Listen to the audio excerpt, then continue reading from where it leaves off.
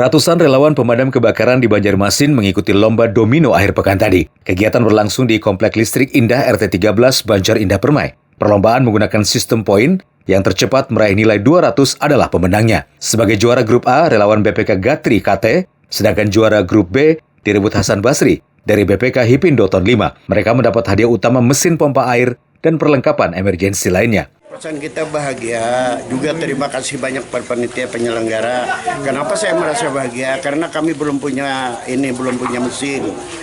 Bagaimana ada mobil ada, cuman mesinnya belum ada. Kami dapat juara 1, syukur alhamdulillah. Kami sangat bahagia, sangat berterima kasih. Selain ajang silaturahmi sesama anggota pemadam kebakaran, lomba ketangkasan yang diikuti 128 peserta juga bertujuan melatih daya pikir relawan. Tujuan kami adalah untuk kerjasama semua tim unit BPK Banjarmasin dan sekalian ajang silaturahmi yang mana nanti anggota-anggota PMK Banjarmasin ini banyak sekali. Bisa saling kenal mengenal, yang mana unit-unit BPK mana-mana aja yang tergabung nantinya. Di situ bisa saling jabat tangan, saling silaturahmi dan tidak lepas daripada prosedur COVID-19 kami juga. Sesuai protokol dan jumlahnya 64 unit BPK Sekota Madya Banjarmasin dengan peserta 128.